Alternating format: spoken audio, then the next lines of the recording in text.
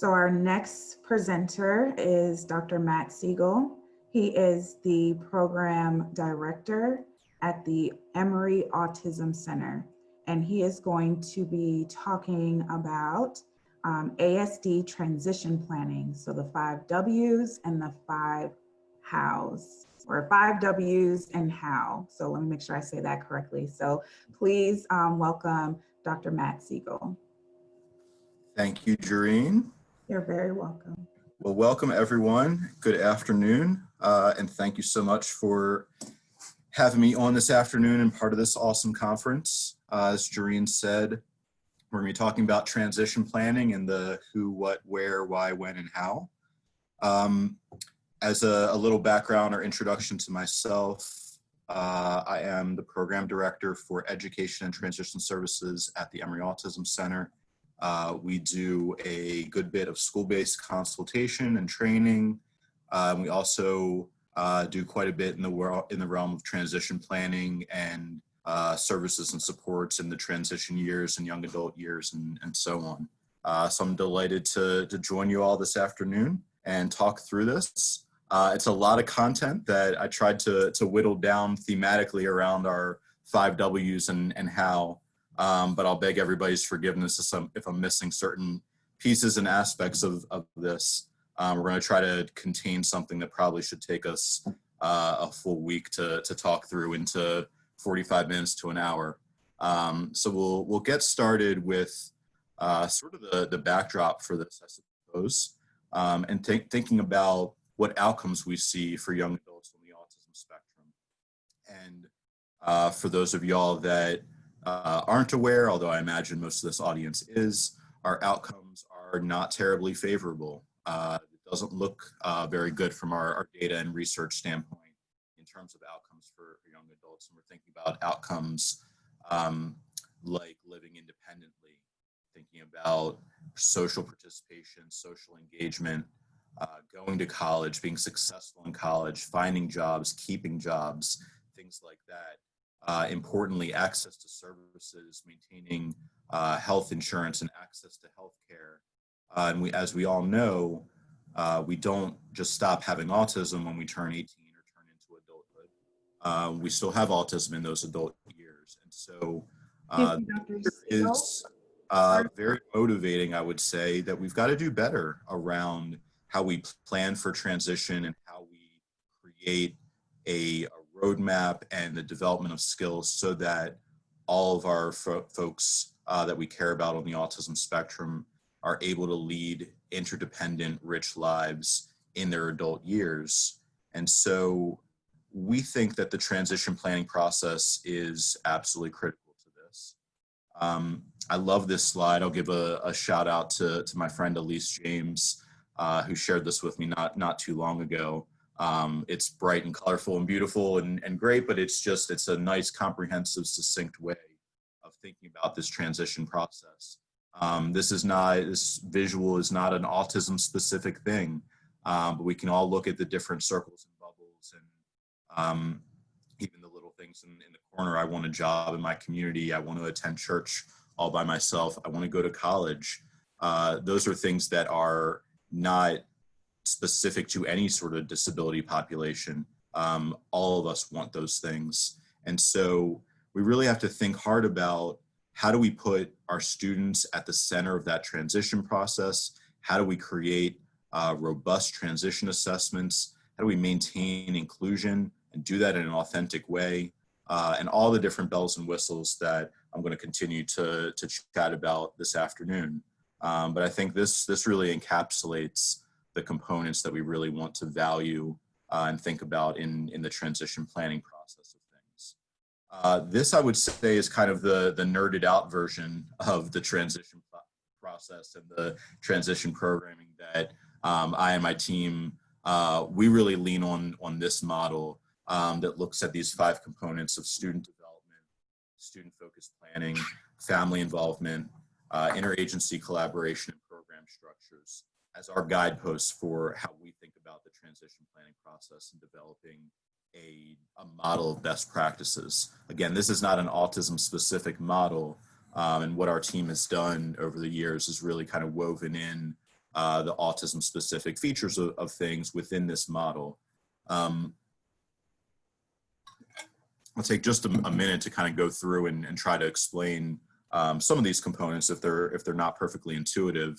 The student-focused planning piece is really about that planning process, developing the IEP, our individualized education plan, and including things like a really well done transition assessment in formulating that plan. Our student development component is all about how and what we're teaching our students on the autism spectrum. That's a part of that student-focused plan, and really focusing on what you'll hear me say over and over again, so those functional life skills sides of things, and really valuing a particular skill set that you'll hear me talk about in a moment. Family involvement, I think that's something that we have so much work to do, and it's so critical to this process, is that our families are educated in the transition planning process, that they're involved, they're empowered, that they're engaged and active. We have lots and lots of beautiful examples of when that does happen. We've got plenty of examples, unfortunately, of when that doesn't happen very, very well. And we really need to put our students and our families at the centerpiece of this process and really listen and hear what they have to say. From our vantage point, a lot of that begins with really educating and empowering parents from an earlier point than I think what we typically end up doing, so that parents can go into their IEP meetings and other planning conversations really with a full vision of what they want, what they're advocating for, what is possible in all this process. And I'll say, from our vantage point, something that tends to happen all too often is that the real authentic side, the meat and potatoes, if you will, of the transition planning process starts too late. It starts, unfortunately, sometimes in that final year of high school, when all of a sudden it becomes an unfortunate epiphany for many that, oh wait, we're not going to be in school next year. What are we going to be doing? We don't need to wait that long. We can start this process so much earlier and build that up so that we can reduce that anxiety of that final year. Now, in all honesty, I think that final year is always going to feel a little bit anxious, because that's part of those formal transitions and kind of life stage transitions. But we can be much more ready, I think, to take that on. The interagency collaboration piece, I think, again, this is something where we have lots of fabulous examples of this working really, really beautifully and well. And then we've got many examples of this falling apart in certain ways. And we'll talk quite a bit more about sort of the collaborative framework philosophy and the importance of that a little bit later on. And then we need to just have a systems approach to this. We need to have a systems strategy. We need to have a philosophy, perhaps, that values differentially those functional skills that I'm going to talk about. We need to advocate for programming and opportunities for students to make the most of those adolescent and young adult years, so that we're engaged, we're prepared, we're always learning, and this doesn't feel like the metaphor that often gets used is sort of the cliff. It doesn't feel like a cliff that we may or may not fall off of. It feels like that steady climb of development and growth that we all go through and need to, and in some cases want to go through, even though that can be hard at times. So I'm going to press on for our who, what, where, why, when, and how of all this, and we'll begin with the who. And I think it's probably intuitive with this, and I've kind of spoilered this slide, but it starts with the student at the center and the focal point with this. That is where we really need to be drawing things from. And I'll mention a lot of the direct services clinical work that I do is with young adults on the autism spectrum that either have participated in college, or they want to be going to college, or they're college capable, or they've completed college, things of that nature. We do a lot of counseling, cognitive behavior therapy, and the like. And something that I learned over and over again, and so on, is when the goals are set by myself, when they're set by mom or dad, when they're set by anybody other than the individual almost, we really struggle to get the buy-in and the motivation to work on those goals. Sometimes that's hard enough even when it is set by the student, his or herself or themselves. But it's extra hard, I think, when the direction of who's saying what the goal is comes from another place. Now, certainly given support needs, communication limitations, and the like, we need to have a collaborative approach to this. This is why we see families, our school team, vocational supports, community partners, all as a part of this and lending input. But to the best ability that we can, and I generally feel like for the work that we see out in our schools and communities, we can do better with this than we do right now. Our students should be the focal point and at the center of this planning process, so that they are able to articulate their hopes and dreams, and we can set goals accordingly with that. I would say our families are right there in partnership, and certainly at the earliest points of this, our families may be a more prominent voice in that process. And our job is really to move, I would say, from families or perhaps school teams and so on, being the driving voice in this towards the student. And that's that process of self-determination and self-advocacy that many of us hear about in our field, and very important field work to be working on. We need to listen better. I think that's really a huge takeaway that I hope all of you pull out of this afternoon's talk, is really listening to our students, listening to our families around what is possible and what folks want. Sometimes different people communicate differently, and we don't just have to listen to words, but listen to behaviors and listen to anxieties and observe those things and so on, and really pay attention to why someone wants to do a certain thing. You'll see a little bit later in terms of some of the how with this. We talk about avoiding being a dream crusher. Sometimes folks articulate goals and hopes and dreams that someone that's part of that team believes is unrealistic. It's not our jobs to point that out all the time. Really, I think our job is to listen and to ask more questions and find out why.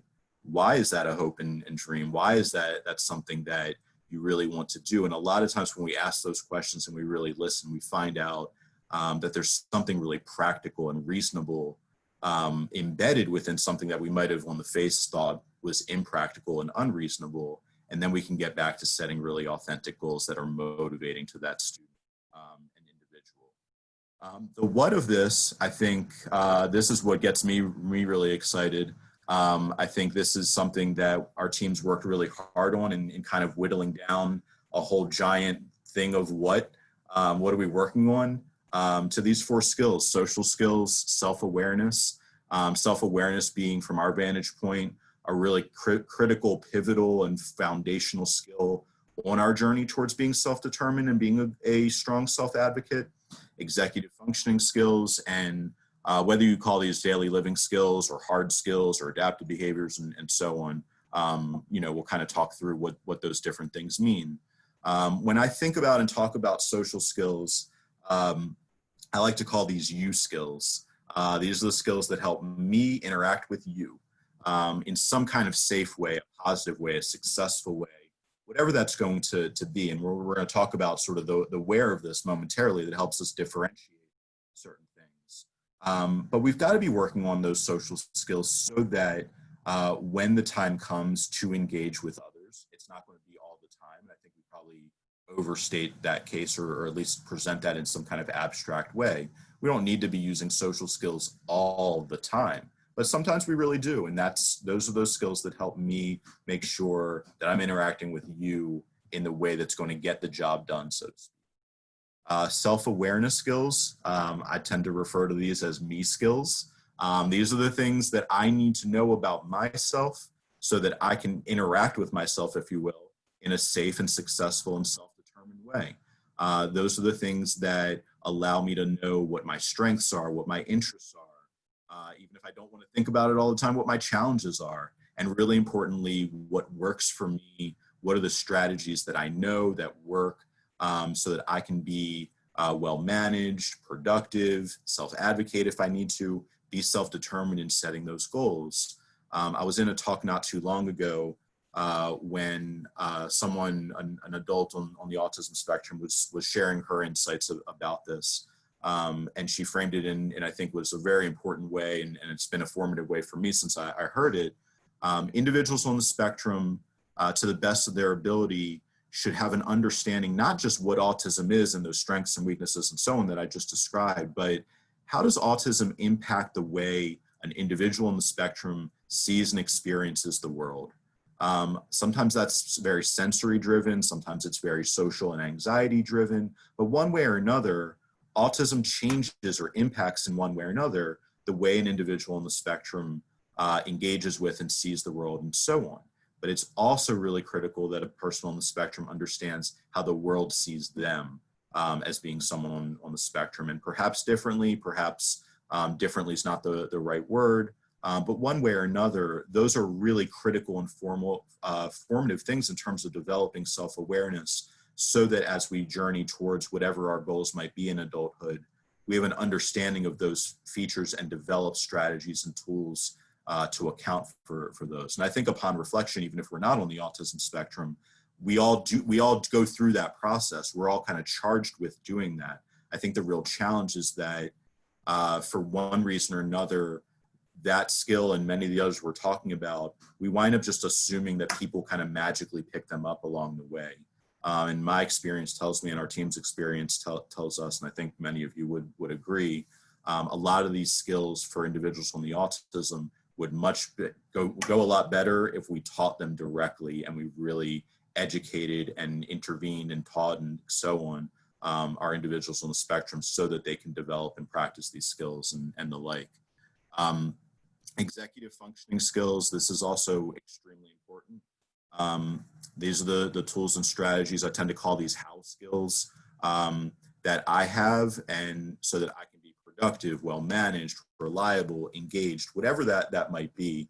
I tend to think of this as one example of a really critical executive functioning skill or planning skills. And for all of us in our own management of COVID-19 and the changes to our world, planning has a whole other flavor these days. But we can all kind of reflect on the value that having a plan, developing a plan, adds to our lives, whether it's in terms of our leisure and social lives, or our relationships or work and so on. This is not just a work thing. This is all facets of our lives. And we really need to do a better job, I think, of empowering individuals and teaching individuals certain skills and strategies that allow them to be well managed and have those strong executive functioning skills. And then finally, we've got our more of our hard skills, our concrete skills. And depending on these settings, these shake out in different ways. I think in a more intuitive way, we think of daily living skills as self-care and hygiene and home living skills and cooking at home or grocery shopping and things like that. But these are also the academic kind of knowledge and hard skills that we possess or employment kind of expertise and technical skills. Interestingly, in those ways, a lot of our individuals on the spectrum have tremendous strengths in a particular area of expertise or skill set and so on. And I think what unfortunately winds up happening is that level of expertise in one way or another sometimes gets paired with limitations in some of these other areas, limitations in social skills, or maybe limitations in executive functioning skills and so on, in ways that it makes it harder to see those strengths and abilities in terms of concrete skills and so on. But we can't ignore teaching those skills as well. And many of our folks on the spectrum really need education, strategies, learning opportunities, et cetera, to develop whatever hard skill across whatever setting is important here. So this is something that we're really passionate on. Our team is thinking about these skills. And these are the things that when we do transition assessments, we're really focused on understanding an individual's profile of strengths and challenges across these areas, so that we can make goals and recommendations for that IEP process. Now, the where I think is also really interesting. And I think this is something that is important to think about and consider. When we do educational planning through the IEP, we tend to get really locked in on the school side of things as being the place in which any of these skills might be worked on. Well, not everybody is super excited about school and motivated to work on these things in school. Sometimes we are, and that's great, and sometimes we're not, and we need to have other options for where we can work on these skills. Because as we know in working with individuals on the spectrum, the ideal version of this is that we are working on skills in the places where we're going to use those skills. That's that naturalistic intervention side of things that is really going to help us with generalization and really help us with learning and motivation, I think, with this. So some individuals really are motivated to have a job.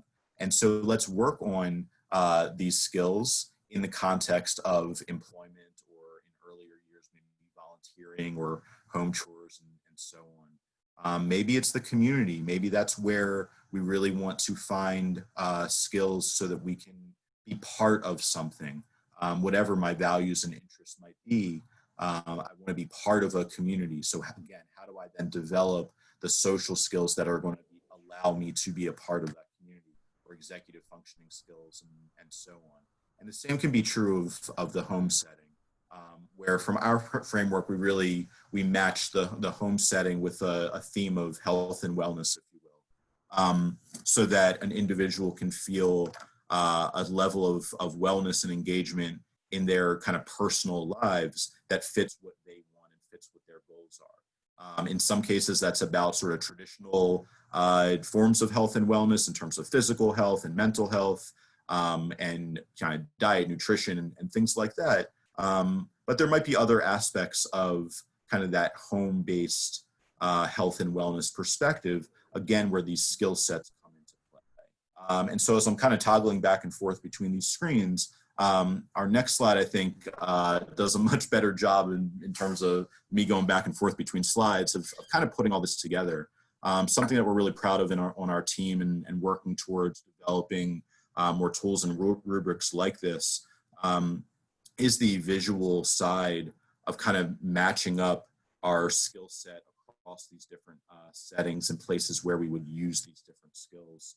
And so on. And so, just to put some examples to this, I'm not going to go ahead and read all the text on this very busy slide for everybody, but, thinking about self-awareness, for example, the self-awareness that we need at school is something very different than the self-awareness that you need in a job setting or at work and so on. And those are things that we need to think about, how to differentiate teaching our individuals those differences so that they understand themselves in the context of school might be different than how they understand themselves in the context of a job.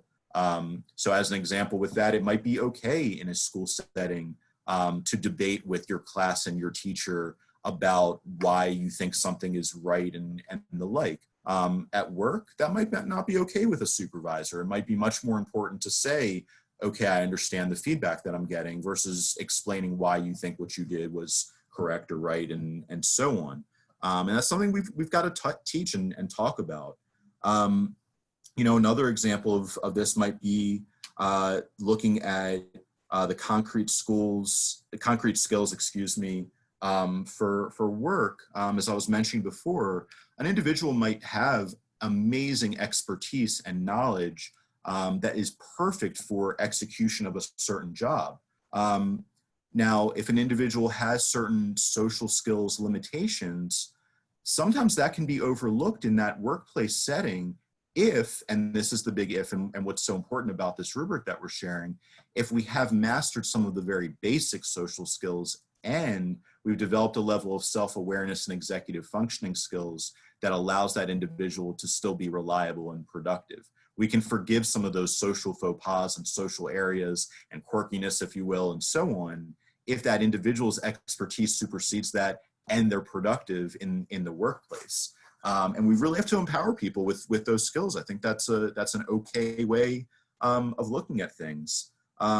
And so, when we think about transition planning and setting these goals, I always think it's really valuable to start with the easiest places with things. Let's start with an individual's strengths and interests, wherever that may lie. Maybe that is the school setting, but maybe that is more kind of home-based or in the community.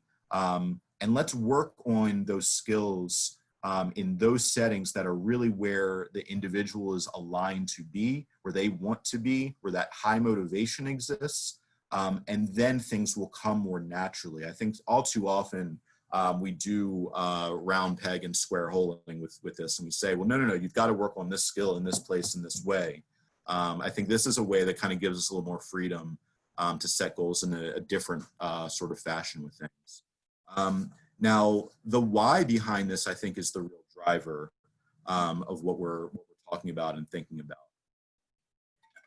When we do our transition planning, this is a place that I don't know, we begin, but it's sort of at the very beginning, and the formative process of this is recognizing that when individuals graduate, or when they're in the later years of high school and so on, depending on what your high school time is going to be in your trajectory of things, different people want different things and have different capabilities and dreams and goals and so on. And it might be that an individual wants to go from school into the workplace. Oftentimes, I think this is something that in a way we sort of reserve for our individuals on the spectrum with the highest support needs. But lots of individuals on the spectrum may not want to go to college or go into a transition program and so on. They would like to go get a job upon graduation. And I think validating that is a really important part of that. And that also tells us how to set goals in the earlier years of high school and throughout high school. It may be that an individual wants to go into a transition program, and we've got fabulous examples of that around the state. There's great programs like Warm Springs, which is a GVRA program. We've got lots of our inclusive post-secondary education programs, and certain ones. There's Georgia State has a beautiful one, and Georgia Tech does. Kennesaw State and UGA, and I think we're around about 10 such programs around the state. Those are great opportunities to enroll in a program that's going to be focused on the skills that we just talked about in those young adult years. There's great programs that are on the school side of things, Project Search, Project Life, that really are focused on vocational development in those later years of high school and so on. And then thinking about college, sometimes I think we think way too narrowly about what college is. College does not have to be a traditional four-year college like a GSU or a UGA or Emory where I get to work. College can be going and getting your associate's degree and then going into a four-year program, or college might be enrolling in a technical school and learning a really specific and concrete trade. Whatever that why is, that thing that you see yourself doing, that your family sees you doing upon graduation, then what we can do is we can look at the criteria to get into one of those programs, or to get a job, or to be successful in college and the like, and work backwards from there in setting goals. And I think that works in a much more agreeable way with our adolescents and our youth on the spectrum, to say, all right, you are jazzed up about getting into the Destination Dogs program at UGA. This is the criteria for getting into that. We're going to work on these skills in building up to that, so that we have a really strong application for getting into that program, and so on. And I think that's something that I feel like when we put the level of thought to this, it tends to happen in the final year of high school, as I said before, versus something much earlier on in developing a plan and pathway there. This is not to say that all of our transition programs or employment opportunities or colleges are all well prepared to receive all of our individuals on the spectrum. And we need more programming, and we need more work to build up on the adult side of things, the expertise and the settings in that way in those programs. Some of our programs are doing an amazing job with that, but not all of them. We've got a long way to go with that, I think. But certainly if we start this process nice and early, we've got an opportunity to think differently about this in terms of those pathways, if you will. And again, so to come back to a slide like this, if we know that an individual is college bound, it helps us think about these grids, if you will, a little bit differently than if they are career pathway or something along those lines.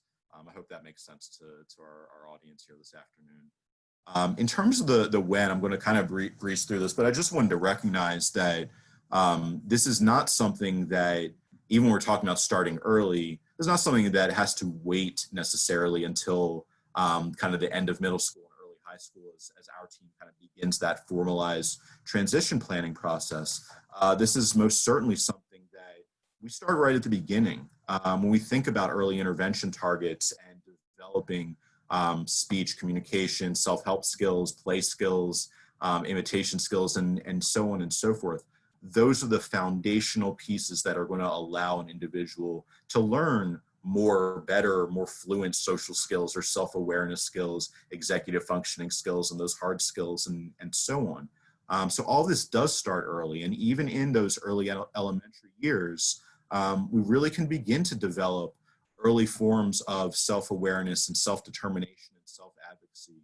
And some of our colleagues around the state that have been doing the Aspire program, which is all about student-involved and student-led IEPs, have beautiful examples of starting this process really, really early on.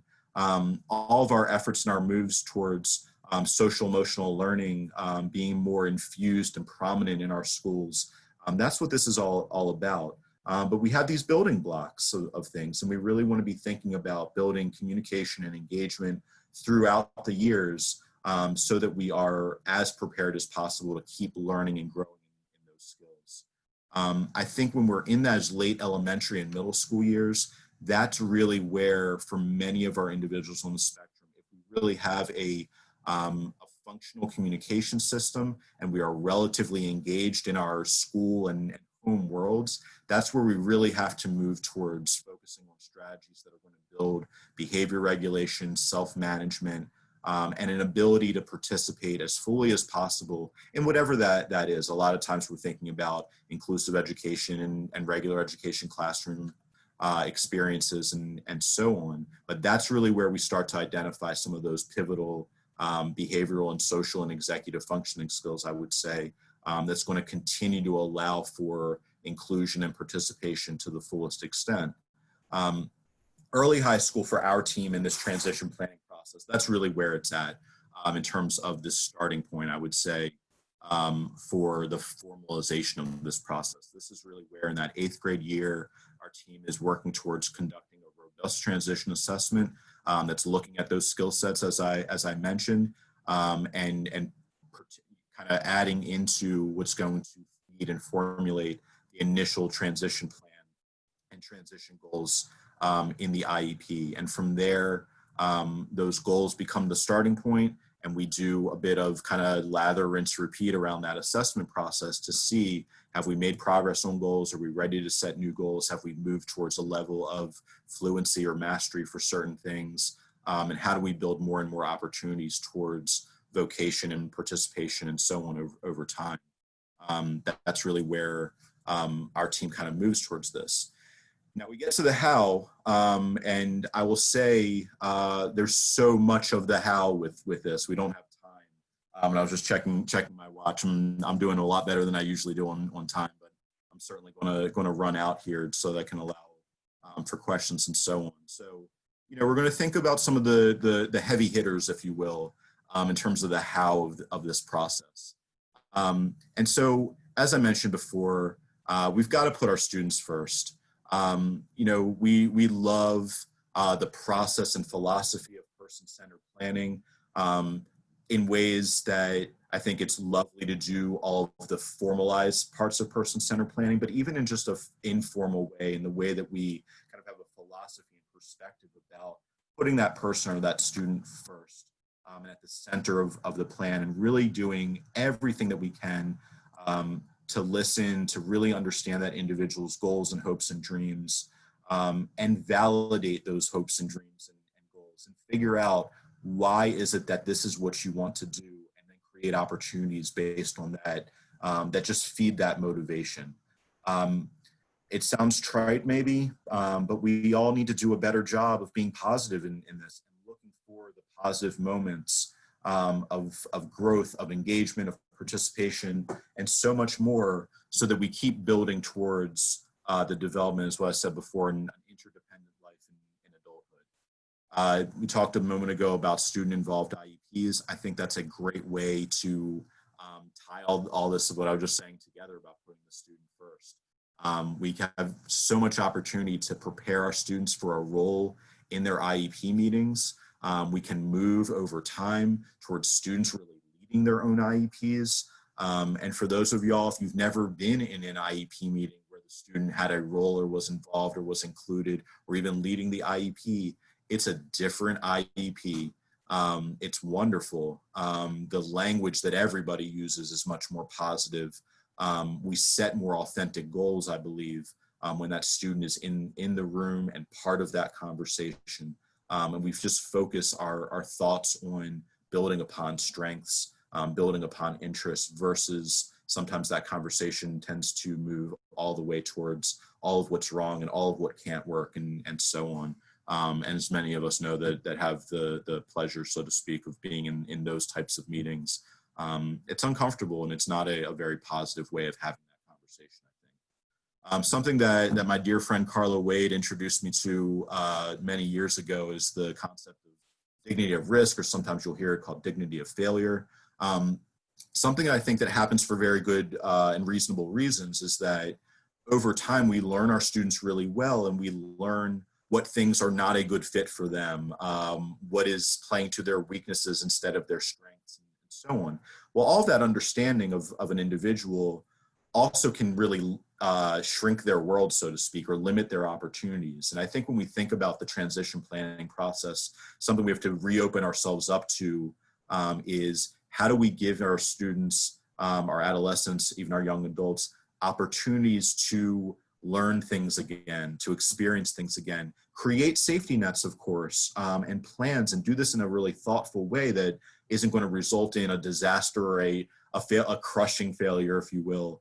But I think we've got to do a much better job overall of creating and engaging in opportunities that are really going to help build those skills in those adolescent and young adult years.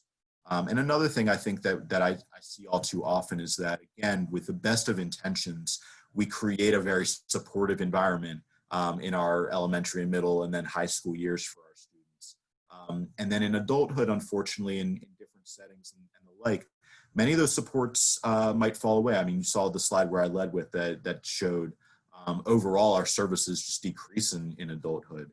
And so I think there's a lot of missed opportunities to look at certain supports that we are providing in high school and start to fade those out, and instead teach our students on the spectrum self-management skills and strategies so that they can own their own strategies and interventions and so on. And then something I'm really passionate about is the development of mentor and mentor networks. I think all too often, again, the worlds of our individual on the spectrum may be smaller than they need to be. And I think it's so beautiful and so helpful for individuals to have a team around them of mentors. And I think I'd encourage everybody to think broadly about how to define mentor. Creating a team around that individual so that they have multiple inputs and voices for things and so on. From a big picture standpoint, in terms of the how, again, I think we've got to do a more robust version of transition assessments that maybe looks beyond, kind of a vocational interest inventory or something along those lines. It really assesses the skills and the functional life skills that I was referencing before. I think we need to start this process really early. I think we need to be thinking about having goals in all 6 domains of the transition plan in our IEP. And I think we've got to try to stay in high school as long as we can, even for our students that might be college bound. I think those years from a developmental standpoint are so valuable, and we have a much better system of supports and accountability, if you will, in those high school years through the IEP process. When we move out into the adult world, especially thinking about the college realm, if you will, we have a system that puts a much heavier emphasis on independent self-advocacy in terms of accessing supports and services. And developmentally, I think a lot of our individuals aren't quite ready for that. And I think that applies to a lot of different settings and aspects of this. And from an advocacy standpoint, I think we just plain need more transition programming and transition supports and things of that nature. And I'm certainly out of time to elaborate on that. I do want to give a shout out to our program and something that we're in the midst of developing. One of the things that we see far too often is our students on the spectrum that are going off to college lack a support system in the college environment. They may have access to accommodations and so on through an Office of Accessibility Services or Disability Services, but the overall kind of wraparound side of things and supporting our college students on the spectrum to be successful in college often is not available. And we are working on creating a program that we're calling Emory Oaks that addresses many of these different components of things, the academic, the social, emotional, the independent living and vocational aspects of things. So stay tuned for all of our sharing out of successes about this, but we're rocking and rolling with moving forward on this programming here at Emory. Something else that I think is super critical.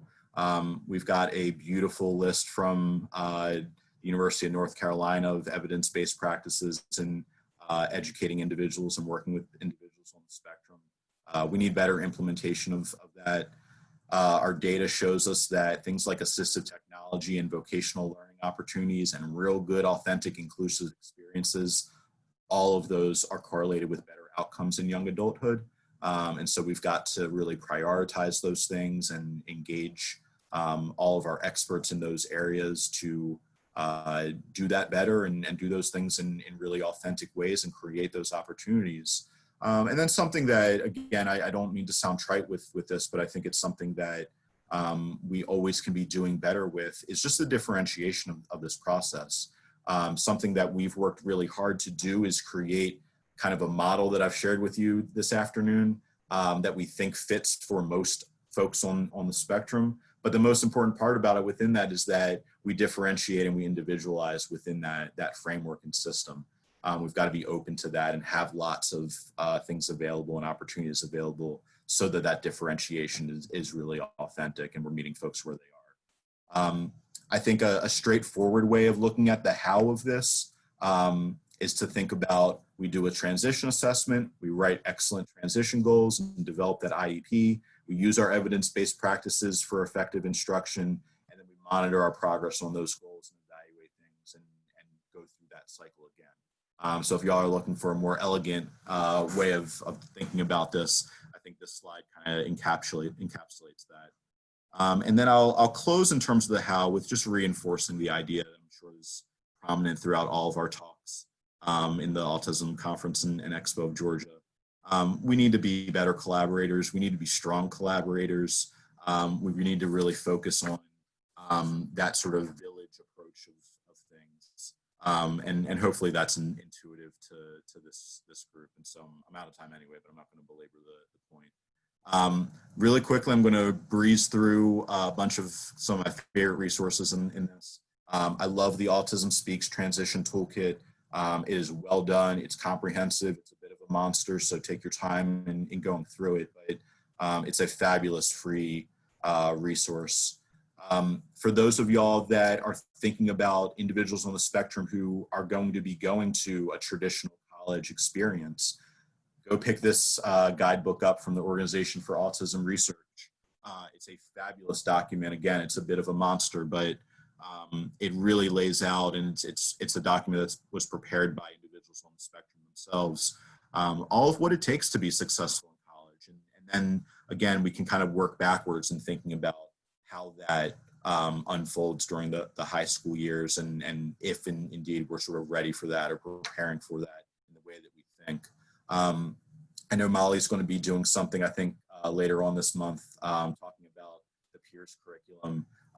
But this is not to say that the peers curriculum is the only way to go about teaching social skills and so on, but this is one fabulous resource for young adults and adolescents on the spectrum for really working on the social skills and social emotional skills side of things. But one way or another, we need to have lots of curriculum and implementation of social skills training.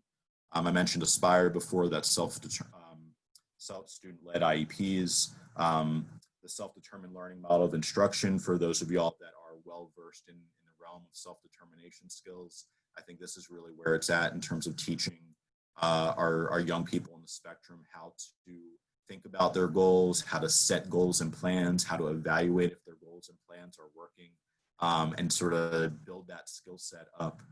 It's so important and it's so empowering for our folks. Think College is a great resource for those of y'all that are interested in our inclusive post-secondary education programs.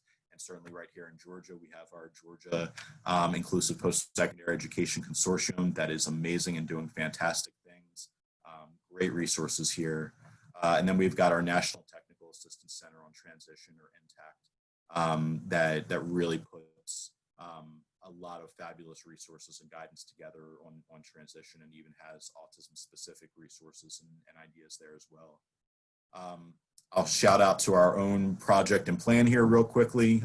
The information I've just shared with you guys is part of our Individualized Transition to Adulthood Plan, or ITAP, that's funded through the Georgia Department of Public Health. So thank you, DPH, for supporting us in this work, and all the really cool, great things that we get to do.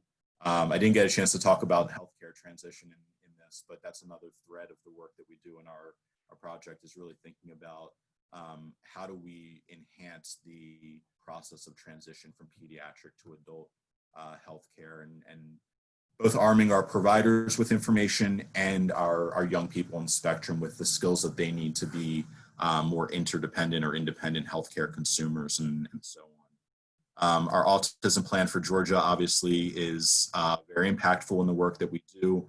And as you see from our quality indicators in transition for our autism plan for Georgia, again, we're all valuing this process of focusing on that individual, focusing on their positive traits and their gifts and talents and abilities, and then figuring out how do we create opportunities to enhance an individual's skill set given those gifts and talents and abilities and interests, so that they're well prepared for adulthood. Some real quick thank yous, as I'm certainly running out of time here, and I want to make sure that we've saved some time for questions from folks. But I really want to thank our advisory board for our project, collaborators from the Georgia Department of Education, the Department of Public Health, and Georgia Vocational Rehabilitation Agency have been amazing partners in helping us learn more about this transition process and developing a really thoughtful, I think, transition plan to adulthood. We've been piloting our work at Tapestry Public Charter School in DeKalb County. They've been an amazing partner to us and very graciously are allowing us to learn about what works and what doesn't work. And we all kind of help each other, if you will, in terms of learning about this process. Starting this year, but really in a more formal and kind of robust capacity. We're also piloting our work in Tift County schools. So thank you, Tift County, for allowing us to play in your playground, so to speak, and bring this work down to you guys as well. We're so excited to be bringing that work down to South Georgia. I have to thank all of our families and schools that value our work and have let us come to their schools, come work with their children and students in their homes and so on, and just open themselves up to our involvement so that we can learn more about this process and help others even more in even better ways. And we're always so touched when, particularly in terms of these transition assessments that we do in our transition planning process, when folks loop back to us to share that the work that we've done have helped them develop a plan and move forward in that journey. And I'll give a big shout out to our team here at the Emory Autism Center, Holly Abernathy, Dana Hobel, Sally Delgado, and Kelsey Bulkey. These four women do the bulk of the heavy lifting for our work here, for our team in terms of school-based consultation and transition planning and our ITAP work. And they are fantastic and fabulous. And for everybody that's on this presentation that has not gotten a chance to work with them, you're missing out, and you should reach out so you get a chance to. And for everyone else who has, that they just do amazing work, and really are true experts in this process of helping individuals on the spectrum grow, be included, and find their way to an authentic interdependent life. I'll also thank Dan Crimmins and Georgia State CLD. Jareen, thank you so much for putting this together. This has been a really fabulous opportunity for me to get in front of this audience, and you guys have done a great job in shifting gears with our pandemic scenario and situation, and putting together a really fabulous conference. So I'll stop blabbering about the thank yous and take questions from folks for a few minutes. So thank you guys for listening. Perfect. Thank you so much, Dr. Segal. This may have been out of your control, but your audio was kind of getting softer and louder throughout. Just letting you know that that was something that was happening. So if you wouldn't mind just sharing your slides with us so that we can share with the audience as well, so they can have this information. You have tons of questions in the Q&A. So we're probably not going to get through all of them. So I would just hope that you can hang around for a little bit and answer some of these questions by typing an answer, but I will read out some of the questions because you have some really great ones. Okay. Sure. Yep. So the first one we have, it says, how is the transition from high school to adulthood being made easier for high school students diagnosed with autism? I wasn't contacted by Voc Rehab until I was going to graduate high school in 2005. And I also still don't have all of the independent living skills I need, like cooking healthy from scratch, for example. Yeah, that's a great question. I think, again, how is that process being made easier? I think a lot of it is about educating schools and families on this process so that we can start earlier and advocate stronger. We need to be doing a much better job of including agencies like DVRA in that process. We do have our relatively new pre-employment transition services, or you'll hear them referred to as PREETs. And that's an opportunity for GVRA to be engaged with our high school students on the spectrum in direct ways and at earlier years, starting in ninth grade most often. And so we have those opportunities, but we have to do a really good job of advocating for those opportunities and ensuring that the transition planning process includes, I mean, the question mentioned skills like cooking. If that's something that an individual would be excited to learn, we can start cooking at age 14. We can start cooking much earlier. That's a really great example of something that, if that's an interest and a passion, let's figure that out. Let's think about what are the pivotal skills that we need in order to be successful at cooking. Let's start simple and build up from there. There's no reason to wait till the end of high school for that. So I think it's a fabulous question. I don't know that my answer's sufficient for that in terms of how are we doing better with this. I think it's really about getting a little bit louder, if you will, from an advocacy standpoint around saying we've really got to start this in a more thorough and authentic way early on. Excellent. Thank you so much for answering that question. The next question is, how are college professors being prepared to teach students diagnosed with autism whom sometimes learn differently, meaning they need something different than auditory lecture style commonly done in the college classroom?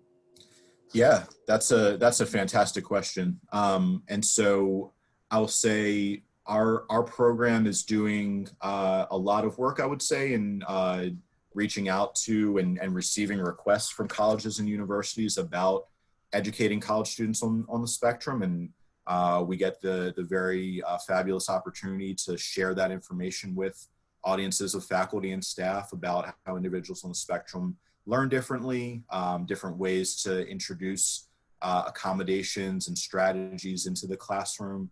I think sometimes, quite honestly, sometimes it's about just the planning and match fit of things. Not all classes that are given to lecture style classes are going to be able to shift and change as individually and thoroughly as possible. And so do we think about taking classes at a smaller college if that's part of the issue? We're thinking about taking classes that have a different format than a lecture style format. I don't think we have perfect solutions right now. I think we've got really good ideas about how to do the best that we can.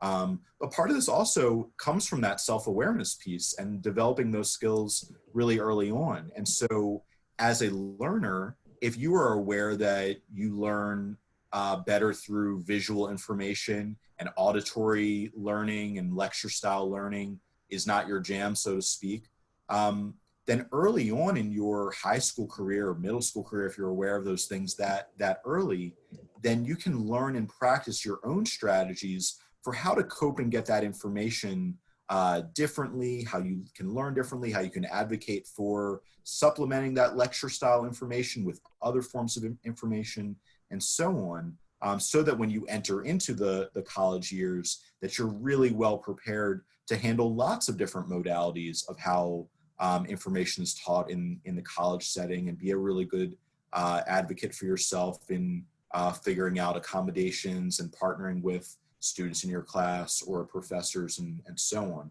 Many of our professors are really open to individualizing their instruction in the best way that they know how.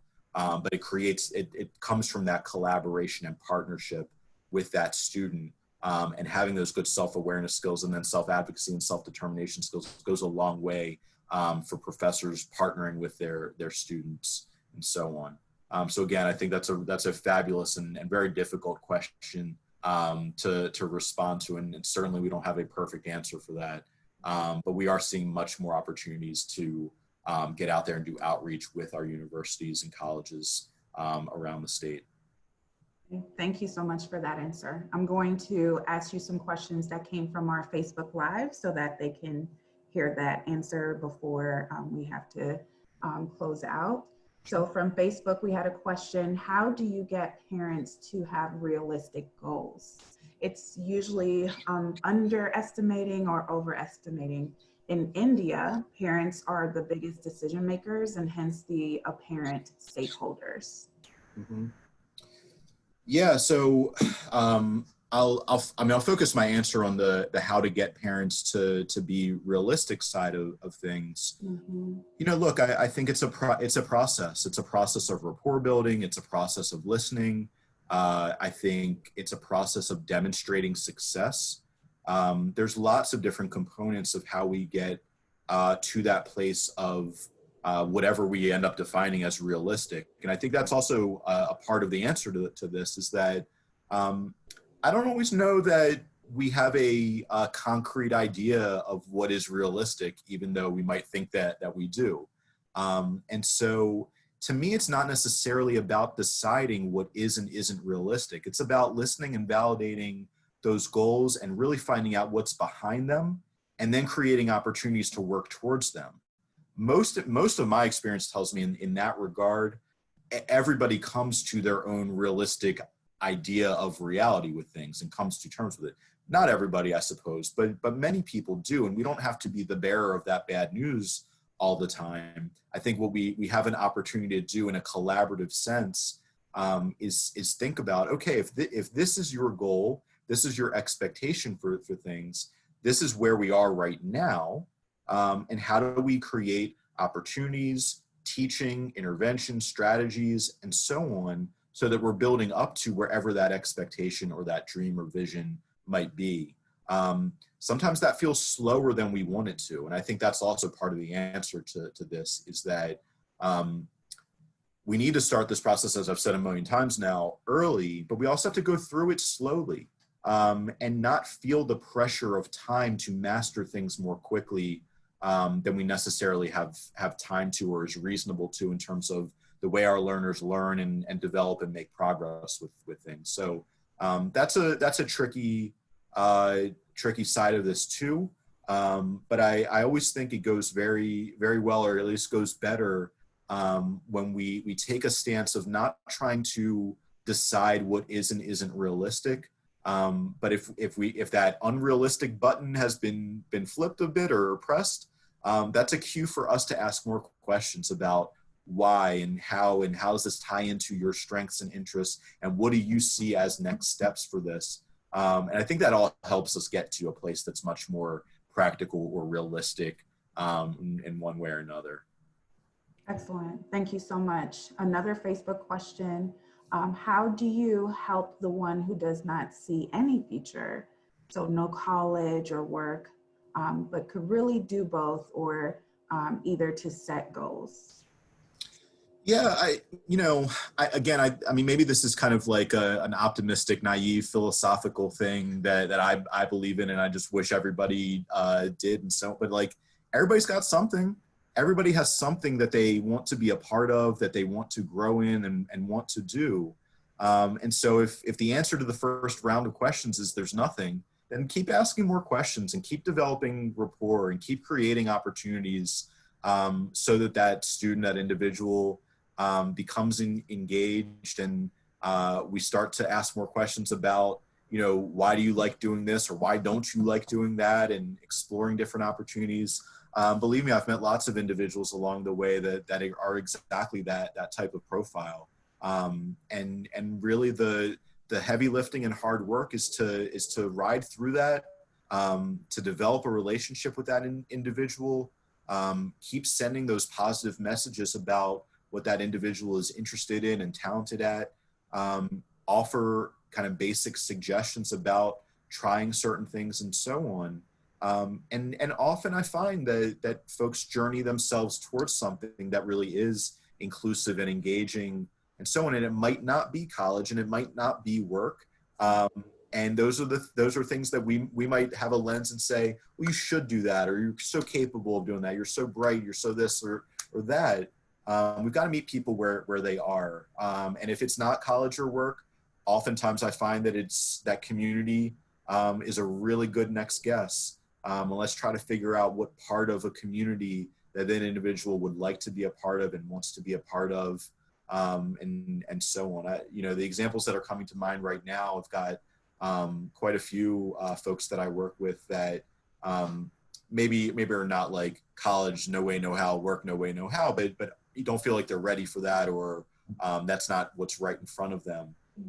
But the folks that are popping into my head right now, they love to write. And so we're working towards how do we create opportunities for them to be part of a community of creative writers, so they feel a part of something. And one of my delightful clients, she found that in this last year, and has a now it's virtual, but a every other weekend coffee shop writing group that she's a part of, and it's been transformative. It's been a wonderful thing for her. So I think the answer to that is to keep asking more questions and to take things slowly, and really develop rapport with that individual. Excellent. Thank you so much, Dr. Segal.